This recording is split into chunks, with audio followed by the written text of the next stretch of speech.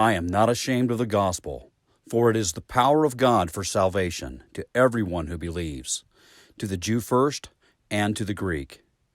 I'm Chad Davis, and this is Romans 1:16 Radio.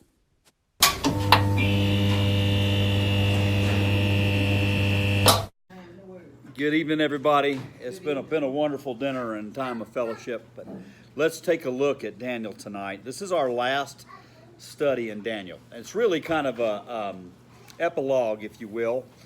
Daniel is the first book in the Bible to talk about what we now call the tribulation.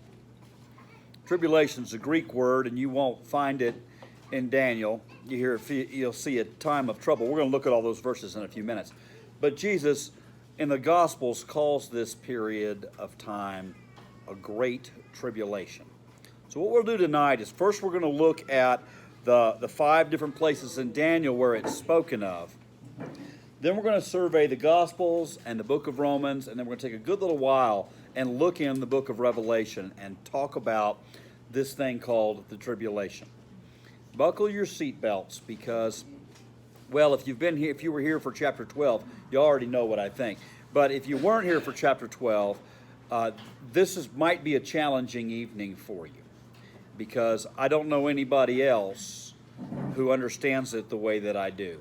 Maybe Professor Craig Keener makes a hint in this direction, but I've never heard him articulate this understanding the way I'm going to lay it out tonight. So it is clearly a minority opinion. And that being said, if you don't agree with me at the end of the night, it's okay. It's perfectly fine, right? I'm not going to say anything arrogant like it's okay to be wrong, but I'll just say if you don't agree with me, that's okay, because you're not accountable to me. You're accountable to God's Word.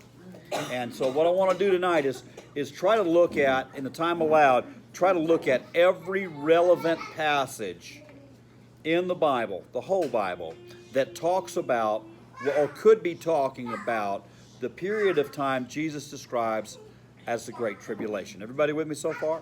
All right, very good. So, in your handout, everybody has a handout, I hope? In your handout, Daniel 9:26, this is the first mention of the tribulation. It says, "And the people of the prince who is to come shall destroy the city and the sanctuary. Its end shall come with a flood, and to the end there shall be war. Desolations are decreed." Now you say, Chad, where does it say tribulation here? Well, it doesn't. But this word desolations, you're going to hear again a few times, especially as Jesus is talking about the tribulation. And he'll mention the abomination which causes desolation spoken of in the prophet Daniel. But this is the first description, and I don't want to run too far ahead, but I think this is the verse that the gospel writer of the Gospel of Luke has in mind when he talks about the desolation of Jerusalem. So we'll get to that in a little bit. But I think this is where the idea of a time of great distress and trouble comes into the text. Chapter 11:31, talking about Antiochus Epiphanes. "Forces from him shall appear and profane the temple and the fortress, and they shall take away the regular burnt offering, and they shall set up the abomination that makes desolate." And we're going to hear about that a couple more times. We'll hear about it once more in Daniel, where it's definitely tied to tribulation. And we'll hear about it in the New Testament as well. So Antiochus Epiphanes, if you recall, or if you don't know, was the Seleucid ruler in Jerusalem in the 160s BC. I think 163, 165. And he is the one that prohibited observing the law. He made it illegal to circumcise your children. He persecuted the Jews, and he abolished the sacrifice in the temple. He sacrificed a pig on the altar, and he was an overall anti-Jewish ruler. So what he did fulfills what is spoken of in Daniel. Daniel written, let's just go with 538 BC. 538 BC, Daniel writes that this is going to happen. It does happen in 165 BC. And ordinarily, I would just say, well, there's the fulfillment, and I'm good. Except that in the New Testament, Jesus references this abomination that causes desolation, and he talks about it as if it's going to happen again, or maybe that hadn't happened at all. But we'll look at that when we get to the Gospels. So this is fulfilled in Antiochus, but the word I want to give you is that it prefigures, it points forward to another fulfillment, another abomination that causes desolation spoken of by Jesus in Matthew 24 and in Mark 13. Now in Daniel 12:1, we have a verse that very clearly lays out the idea of a tribulation. It says, "And there shall be a time of trouble, such as never has been since there was a nation until that time." This is the most explicit, in other words, the most clear reference to a tribulation. He calls it a time of trouble. That in the Old Testament, this is the most clear reference, and Jesus quotes this verse almost exactly in Matthew 24:21. Again, also in Mark, it's the same. Jesus quotes it, and I think the only difference is there's a couple of words that aren't in place there. The only difference is that Jesus probably spoke Aramaic, and the people who wrote the gospel wrote it in Greek, and this was in Hebrew. Otherwise, I believe it would have been exactly the same, because the correspondence is 90%, 95%. It's almost exactly the same thing. Jesus is definitely quoting this verse. Daniel chapter 12, 6 and 7. Daniel asks that angelic messenger, the man clothed in linen who was above the waters of the stream, how long shall it be to the end of these wonders? And that's a question that Christians have written about and debated about. How long is this tribulation?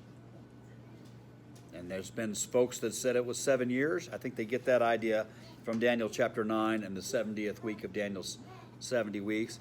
There are some that I think with more biblical ground say it's 3.5 years. They take that from 1,290 days or 1,260 days, as the case may be. But this is what the angel says. I heard the man clothed in linen who was above the waters of the stream, and he raised his right hand and his left hand toward heaven, and swore by him who lives forever that it would be for a time, times, and half a time. Now, rather than try and tell you exactly how long that is, I believe that that is enigmatic, in other words, unclear on purpose.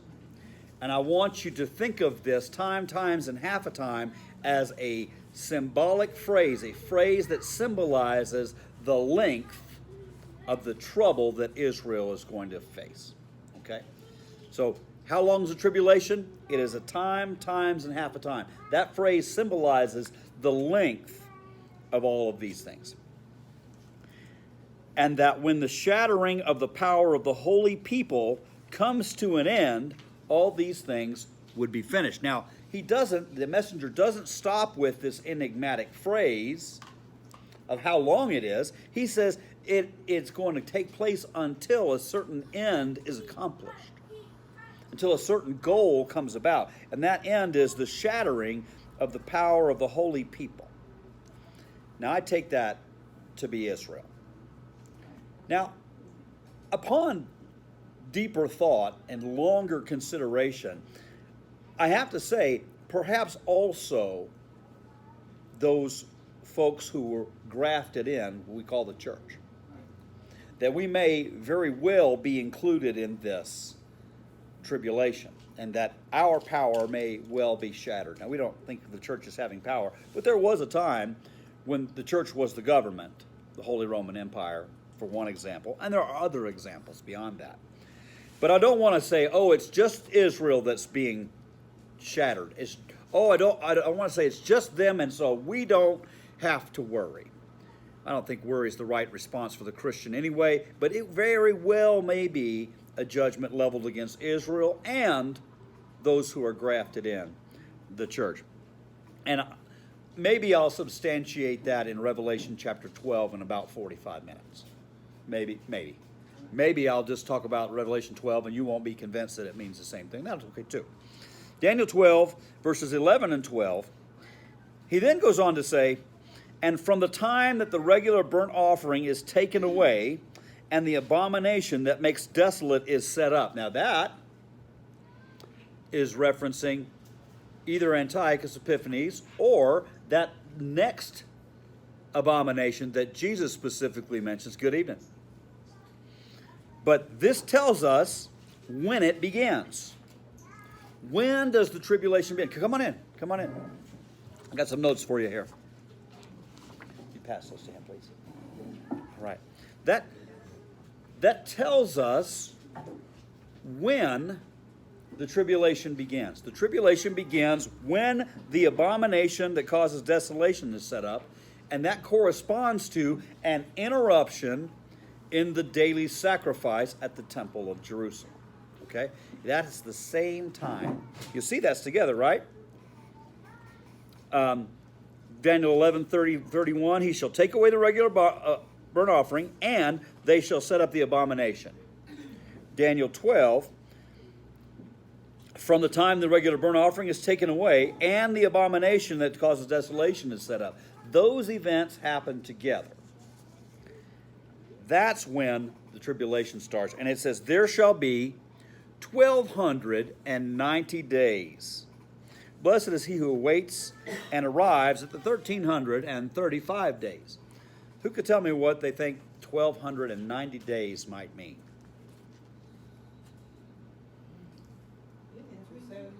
It's 3.5 years. It's 3.5 years. And that's the verse upon which most people, that plus time times and half a time, that's the verse upon which most people who believe that the tribulation is 3.5 years long, that's where they get their justification. And I was one of them for a really long time. But the study of Daniel and the study of Revelation and the study of Matthew convinced me that this tribulation period is a much longer time, as we'll demonstrate going forward. So this is the beginning of the tribulation. It begins with the interruption of the sacrifice at the temple in Jerusalem. Let me ask you, is there a temple in Jerusalem? There's just a wall. There's no sacrifice going on.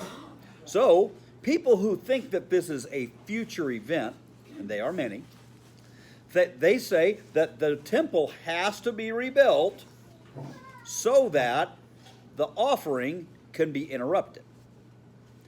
I'm going to suggest to you that it's already been interrupted by the destruction of the temple in 70 A.D.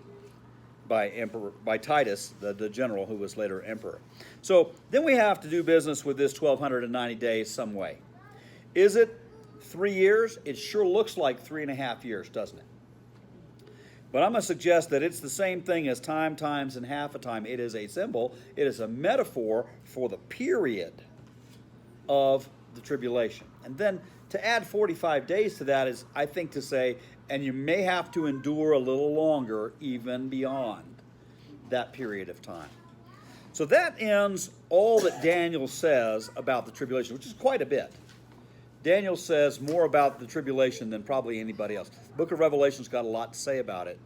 But this is the outline, the blueprint. This is the Old Testament material from which our Lord Jesus, from which the Apostle John, who wrote Revelation, drew the idea. This is the background that they were educated in when Jesus is at the temple as a boy, and he's just disputing with the elders about the law and the prophets. Jesus has Daniel in his mind.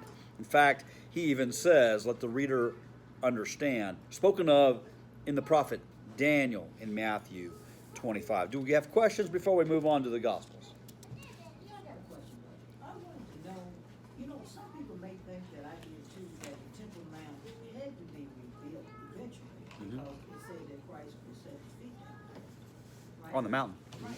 Is that on the mountain? On the mountain. You see how you went and explained that? Because everybody thinks it's going to be the temple is going to be rebuilt. Right. Because we have the dome now. Right. Right? They're going to have to tear the dome down and rebuild the temple. And then Christ will come back and set his feet down. That's the thing. There are folks that have rehearsed the temple services, and they have manufactured all of the implements that are needed, And there's a group in Jerusalem that is all set and ready to step in and start making sacrifice and observing the temple service according to the law. And there's anticipation, particularly in the evangelical Christian community, that we're going to build this temple again. But the reason that we always think that we have to do that is because we, and I say we, the church, has looked at this tribulation like a future event, and it's clear that it begins with the interruption of the sacrifice. So it's kind of circular logic if we say, well, it has to be future because we're looking for the interruption of the temple sacrifice, and we ignore that it's already been interrupted not once but 2 times. Antiochus Epiphanes put a stop to the temple sacrifice. The Emperor Titus tore down the temple, just like Jesus said he would, in Matthew chapter 24 and 13. So it's already, if we get rid of the wrong presupposition that the temple sacrifice will be interrupted in the future, and we accept that it could have already happened, then we have to reevaluate this whole tribulation. The problem is, if we have a view that the tribulation has not begun, we have difficulty explaining some things in the book of Revelation, as we'll see.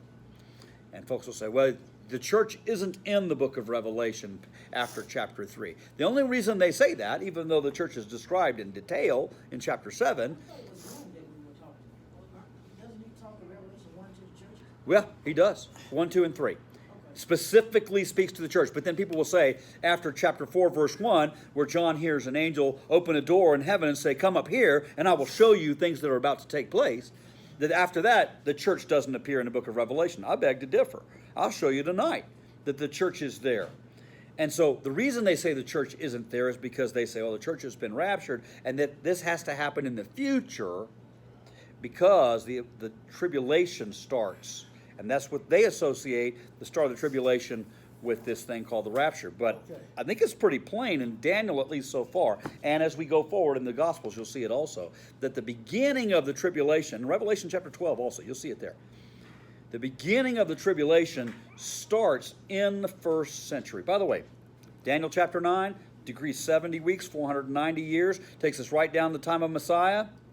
And then he says, to the end there shall be war, desolations are decreed. Nothing about the distant future. This is what some interpreters call the great parenthesis, meaning they put, they hit the pause button, the two little lines, pause button, hit the pause button on God's prophetic timeline in the time of Jesus, and it's on hold until some future date when God's prophetic timeline will begin again. That last 7 years will click off, and that's your tribulation.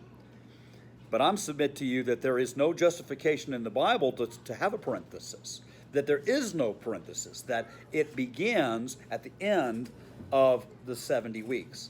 Let me just read for you 9:24 through the end here. 70 weeks are decreed about your people and your holy city to finish the transgression, to put an end to sin, to atone for iniquity, and to bring everlasting righteousness, to seal both vision and prophet, to anoint a most holy place. Know and understand therefore that from the going out of the word to restore and rebuild Jerusalem to the coming of the anointed one, a prince, there shall be 7 weeks. Then for 62 weeks it shall be built again with squares and a moat, but in a troubled time. After the 62 weeks, the anointed one shall be cut off and have nothing. That's the crucifixion of Jesus. And the people of the prince who is to come shall destroy the city and its sanctuary. And its end shall come like a flood, and to the end there shall be war. Desolations are decreed. This is the beginning of the tribulation. It happens shortly after Jesus' crucifixion. It happens when the city, let me just read it again. This is 9:24, right? 9, beginning at 24. And the people of the prince who is to come shall destroy the city and the sanctuary. I'm going to skip ahead just to Luke for just a second. We'll get back to this. Luke says in Luke 21:20, when you see Jerusalem surrounded by armies, then know that its desolation has come near. Luke doesn't say the word tribulation. Luke doesn't talk about the abomination that causes desolation. I don't believe he does. But he describes the destruction of Jerusalem, which I don't believe has happened when Luke writes his gospel. because he writes about it in the future tense. And this is a sidebar, and probably not a healthy one to go down. But, you know, I was taught in seminary that the Gospel of John was written around 90 A.D. I was taught in seminary that the book of Revelation may be even as late as 110 A.D. But wouldn't you think that a significant event, a significant theological event like the destruction of the temple in Jerusalem, which we know from history happened in 70 A.D., would be mentioned in those books if they were written after? But there's no mention in John. Well, I also think that if you're going to take that number literally, then you need to go to Revelation and be ready to take every number literally, and then that makes no sense. It's going to be really hard to take apocalyptic numbers literally. Because exactly. people that want to take that number literally don't usually want to take the other numbers literally. But what about it when it says that God is faithful for 1,000 generations to those who love him? Are we gonna literally say 1,000 generations? Will we extrapolate 20,000 years from that statement that was made only about 3,500 years ago? So if we take that number literally, we have a long way to go to the coming of Jesus. Not every number can be taken literally. And I believe that apocalyptic, the kind of literature we're looking at in Daniel, is especially the case. It's symbolic language. Time, times, and half a time. I've said it a couple times already. But if you wanted to say 3.5 years, there's words to do that very clearly in Hebrew. You could say year. The word is shana. It's not a hard word. That's like a first year vocabulary word. You get that as soon as you start studying Hebrew, you're going to learn that word. But the writer doesn't say that. He says time, times, and half a time. Could say 3.5 years. He could say 3 years and half a year. It'd be so clear, but he doesn't, because it's symbolic of something else. All right. Yes, ma'am. We've had this sidebar before, and so if you want to have it later, let me know. But it's bothered me too. 2 Timothy 3:1. It says, "You should know this, Timothy, that in the last days there will be very difficult times." Mm-hmm. We're not in the last days yet. Crystal? Yes. We are. I mean, but it can't last that long. I mean, Well, that's a problem. Let me not say can't. That's a problem. Well, John is warning them in To me, it Revelation, the contradicts churches, because John is writing to like literal churches in Revelation, right? And he's warning them then that it's the last days. We get told it's the last days a few times in the New Testament. Yeah. And if we look just at Daniel, Crystal, it describes the end. Right. And it describes it at the time that the temple is destroyed. So the question is, the end of what? Is it the end of everything? Is it the end of the world? Well, it's the end, I think, of the kingdom of Israel. Israel hasn't had a king since Daniel wrote this book. The last king of Israel was Zedekiah, who went into captivity probably with Daniel or shortly there before. Or after. Daniel probably went at 605 BC. Zedekiah probably came 586 BC. But there's not been a king, even Zerubbabel, who was eligible to be king. He was descended from the right family. When he come back to Jerusalem and to Judea, they don't make him king. He's a governor. I believe this is the end of the kingdom of Israel, but it doesn't mean this is when the world is destroyed. Jesus talks specifically about his return and the stars falling from the sky and the sun being blocked out. 1 Peter talks about the world and its elements being destroyed. That hasn't happened. Okay, so you're not saying the tribulation's over. You're just saying Daniel is when it started. Yes. I think we're still going through the tribulation. Yes. So that's why. That's exactly right. I thought you were just And if you saying get the off, tribulation- if we get off the assumption that it's 3.5 years, That's what I thought you were saying. then it doesn't have to be 3.5 years, but it started, and well, Matthew's going to give us more, but Daniel lets us know when it's going to start. It's going to start when the abomination of desolation is set up, and I believe that's when Emperor Titus goes into the temple in 70 A.D. because he does proclaim himself to be God. There were shrines and temples to worship the Roman emperor because they had decided for themselves that they were to be worshipped. And if you didn't worship the Roman emperor, well, you were called an atheist, somebody who didn't believe in God. So, yes, Crystal, I think it started in 70 A.D. We might back that up to the ascension. When we get to Revelation chapter 12, we might back up to the ascension. But I think it's when the Jews are scattered in 66 to 72. That's just me. I'm the only one. Now, nobody's ever said to me that they think that the tribulation started when the Jews are scattered from Judea in the first century. Okay, I don't have a single book on my shelf that says that. This is just my conclusion. That was my mistake, because I thought you were saying it had begun and it ended already. And I'm like, that's impossible. Well, Okay. Jesus tells us what it's like when it ends. All right. But we'll get to that. We'll get to that. Okay, let's move on to the Gospels. Now remember, it's maybe 29 or 30 AD. Jesus and his disciples are walking. They say, Master, look at these magnificent stones. They're pointing over at Solomon's colonnade. And Herod's temple was beautiful. Herod had built the temple up, and the Antonia fortress was attached to it, and it was a magnificent structure. And the disciples are like, isn't that a magnificent structure? And that's when Jesus says, yeah, but. Not one stone left upon the That's right. He said, it's going to be destroyed. And he says in verse 9 of that chapter, then they will deliver you up to, you guessed it, tribulation, and put you to death, and you will be hated by all nations for my sake. Now, I don't think Jesus is talking about 2,500 years later. He says to those men standing there, you will be put to death and hated by all nations for my sake. I'm going to get to Matthew 24 real quick, because there's a verse I didn't put on the sheet, which I probably could have. Matthew 25. Nice pretty map there.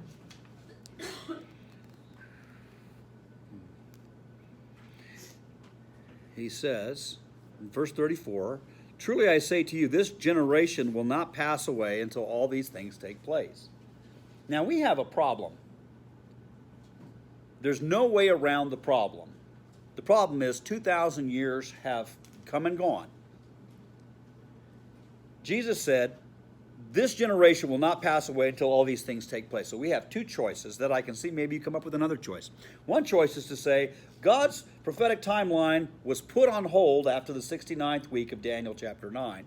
And it'll pick up sometime in the future for the 70th week. But I don't see any reason to think that. Jesus describes these events, great tribulation, abomination that causes desolation, destruction of Jerusalem and the temple, and he says it'll all happen in this generation. But he also describes the second coming. So we have to either go with that parentheses theory, or we have to say, yes, everything but the second coming. And the only reason we can say the second coming hasn't taken place is we can go outside and there's still a sky up there. And there's still an earth down there. And you don't know about it for sure. Right, right. You know, and you're going to know for sure Yeah. when Jesus returns, whether you're living or dead. Every eye will see him, and they also which pierced him, and all kindreds of the earth shall wail because of him. So we have a chronological problem, and we either have to say, none of this has happened. That's what the dispensationalists say. None of this has happened. I mean, I don't know how they can miss that Jesus is talking about the people who live in Judea at that time. It even says this generation, but they want to say this will happen in the future. They usually mean the near future. No one ever says it's going to happen a long way off in the future. People really want it to be about their time. Well, isn't it what the angels say that they'll close the book because this is not for this time, but a time for all? Mm-hmm. Yep, and that's 490 years before Jesus even says a word about it. 490 years before Jesus, actually it's longer than that. It's 490 years plus the interval between Daniel and the time the decree went forward. So 568 years, something like that. A long time before Jesus says, this is about to take place. It's even at the door. He says, you're not, here it's right on this page too. He says that you're not unwise.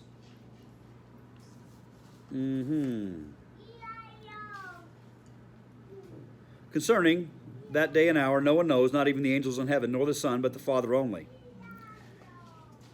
He says, from this fig tree, learn this lesson. As soon as the branch becomes tender and puts out its leaves, you know that summer is near. So when you see all these things, you know that he is near at the very gates.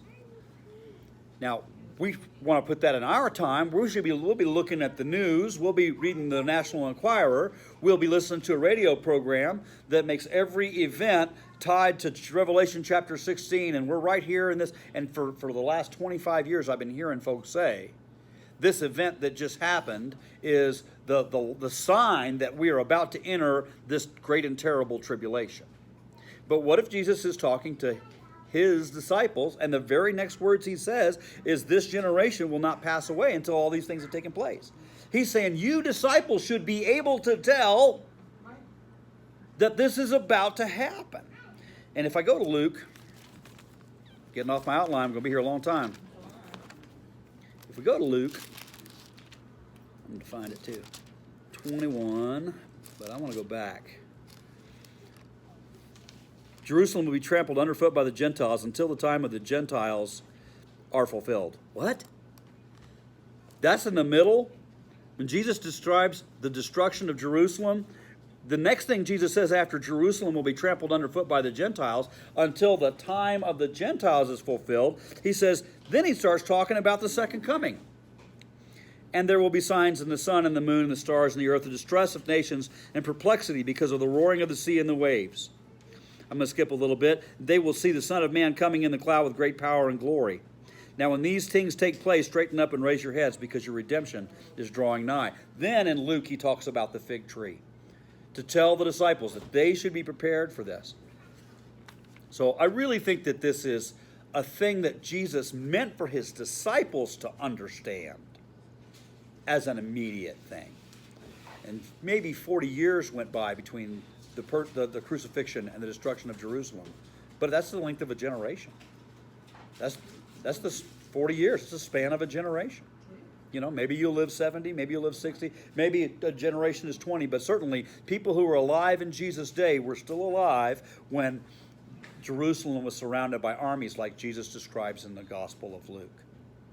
Jesus describes this in the Gospel of Luke, and it is right after what we would call the description, or at the same time, the description of the tribulation in Matthew and in Mark. Okay, Matthew 24, 15, and Mark 13 say, so when you see the abomination of desolation spoken of by the prophet Daniel, let the reader understand.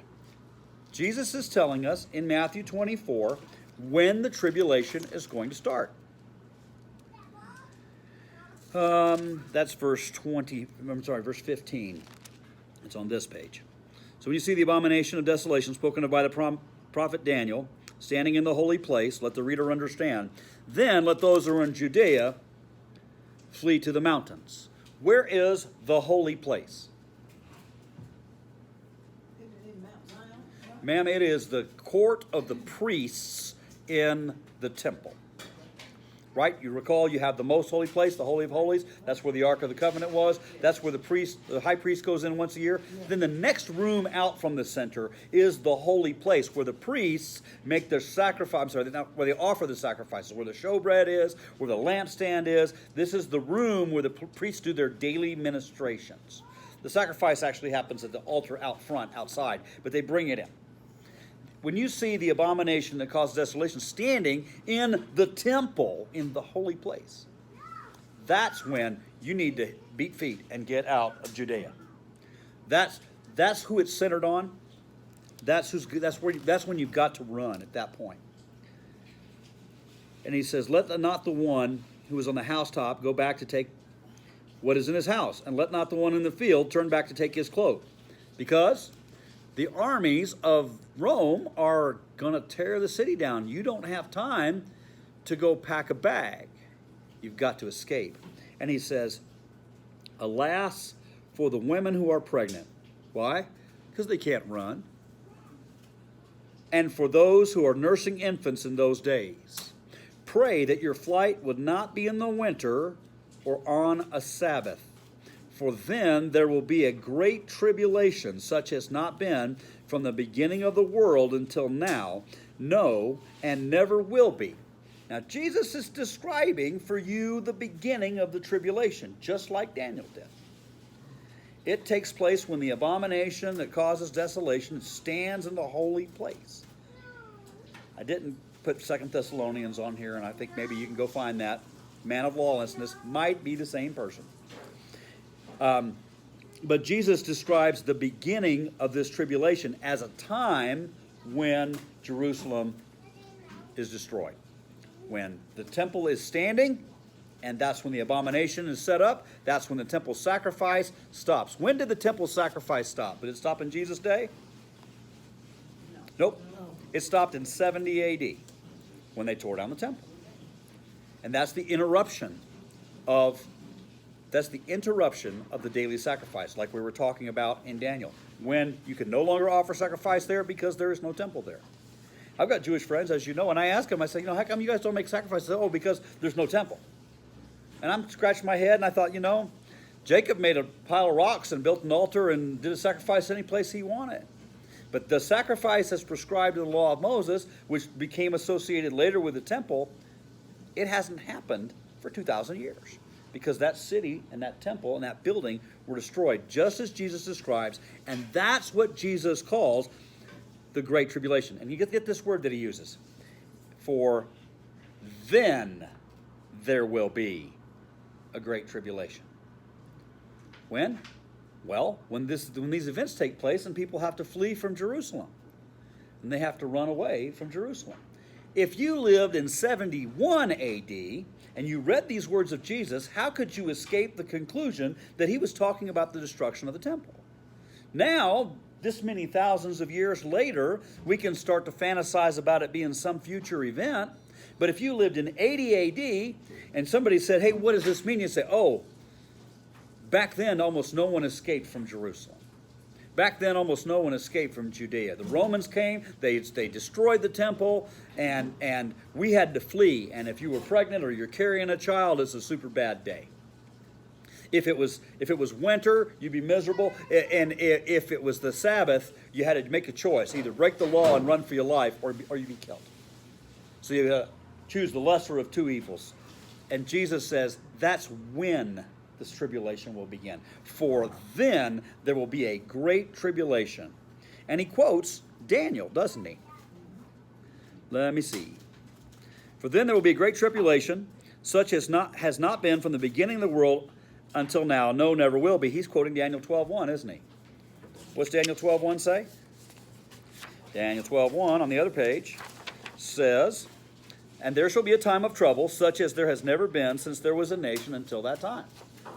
Jesus is quoting Daniel, but he's talking about an event that's going to soon take place within the timing of one generation from the time Jesus says this. And that's the period that we're going to call the Great Tribulation. Notice I said the. If we just said a period of the Great Tribulation, then it could be like Antiochus Epiphanes. There's a period of tribulation, but it's repeated. There's an abomination, but there's another abomination that Jesus talks about. And some people really love the idea that it's future so much that they need to have this future tribulation. But I submit to you, the tribulation began long, long ago. And its purpose in Daniel chapter 12 was to accomplish the shattering of the power of the holy people. Is the power of the nation of Israel shattered? Oh, yes. Aren't they scattered all over the world? Until 1948, at least, they had nowhere to call a country. Until 1948. All right, moving on. Now, how do we know the end of the tribulation, Crystal? Matthew 24:29. Immediately after the tribulation. These are the words of Jesus. He says immediately after the tribulation. So you should know, he's told us the beginning, now he's telling us the end. Immediately after the tribulation of those days, the sun will be darkened, and the moon will not give its light, and the stars will fall from heaven, and the powers of the heavens will be shaken. What's it say after that? I got to find my place. Powers of the heavens will be shaken. Verse 30, then will appear in heaven the sign of the Son of Man, and all the tribes of the earth will mourn when they see the Son of Man coming on the clouds with power and great glory. And he will send out his angels with a loud trumpet call, and they will gather his elect from the four winds, from one end of heaven to another. The second coming of Jesus, the gathering of the elect, the collapse of the created order as we know it, that hasn't happened. But that's what Jesus says happens immediately after the tribulation of those days. So I'm kind of forced into a conclusion that the tribulation is a very long period of time. I mean, I don't have a way around that. And I wish that verse 34 came before verse 29, but it doesn't. And it still creates a problem because Jesus says, truly I say to you, this generation will not pass away until all these things take place. You say, well, what about the second coming? We know that that hasn't taken place. And we're warned not to be misled and to be told that it's already happened because we're going to see it. Like lightning that flashes in the east is seen in the west. You can't miss the coming of the Son of Man. Like where there is a corpse, the vultures will gather. You can see the vultures from way far away, and you know that there's a body there. The coming of the Son of Man is not going to be a mystery. It says here, all the tribes of the earth will mourn when they see the Son of Man. Everyone's going to see that event. So my argument is that it started a long time ago, and it's still ongoing, and God still has a plan. Going to the book of Romans, I think I'll skip this just for the sake of time because it's 10 minutes after 7. But my point, and you can read these 3 verses, my point is that Romans doesn't talk about a period of tribulation that's to come. The word tribulation, though, does appear 3 times, and it's always in a context of the life of the church.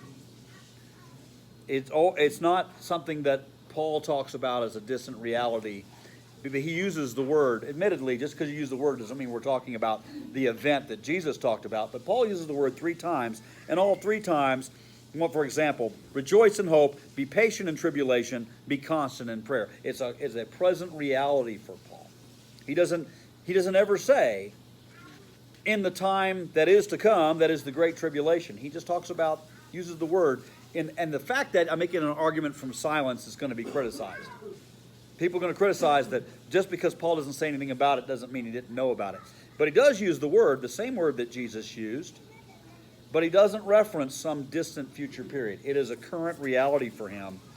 And that is also true in the book of Revelation, which I think is more significant. Okay? Revelation chapter 1, verse 9. Revelation chapter 1, verse 9. I, John, your brother and partner in the tribulation. I should just pause for effect there. I, John, your brother and partner in the tribulation and the kingdom and the patient endurance that are in Jesus, was on the isle called Patmos on account of the word of God and the testimony of Jesus. So the author of the book of Revelation, to whom many will appeal and say that the book of Revelation talks about the tribulation in the future. But John, in the first chapter, talks about the tribulation as if he is in it. I, John, your brother and partner in the tribulation. He talks about it as a present tense reality. And then in the letters to the churches in chapters 2 and 3, there are 3 more references, all of which are, 2 of the 3 are the present reality. Chapter 2, verse 9. How about I turn there? Chapter 2, verse 9. I can't wait to get to chapter 12.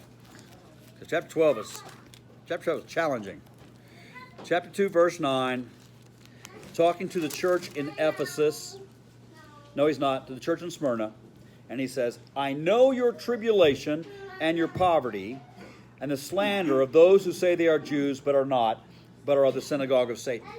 He's not talking about a great and future tribulation. He's talking about their present tense suffering. The hard times that the church of Smyrna is going through on the day when John the Apostle, the contemporary of Jesus, who lived in the same generation that Jesus lived in, whom Jesus said would not pass away until these things were accomplished, he describes the condition of the church in Smyrna as tribulation. And then he says in verse 10, do not fear what you are about to suffer. Behold, the devil is about to throw some of you into prison.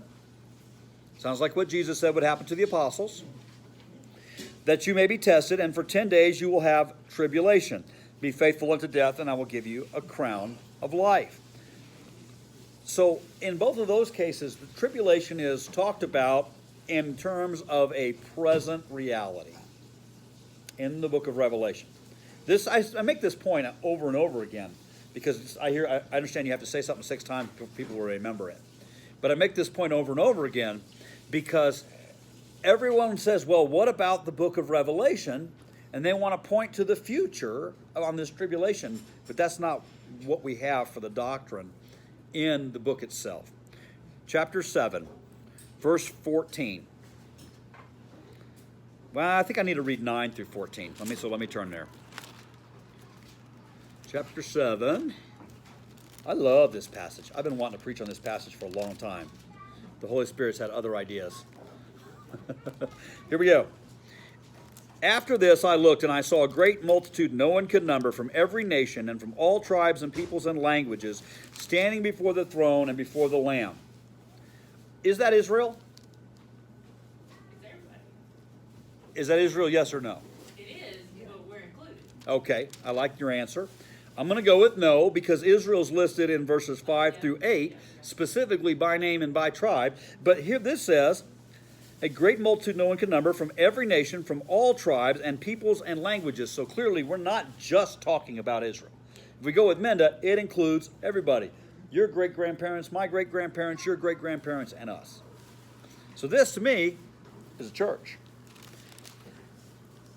Clothed in white robes with palm branches in their hand, crying out with a loud voice, salvation belongs to our God, who sits on the throne, and to the Lamb. And then we get to verse 14, and one of the elders asked John a confusing question. He says, who are these, clothed in white robes, and where have they come from? John says, I said to him, Sir, you know. And he said to me, they are the ones coming out of the great tribulation. They have washed their robes and made them white in the blood of the Lamb. Therefore they are before the throne of God and serve in his temple day and night. And he who sits on the throne will shelter them with his presence. And they shall hunger no more.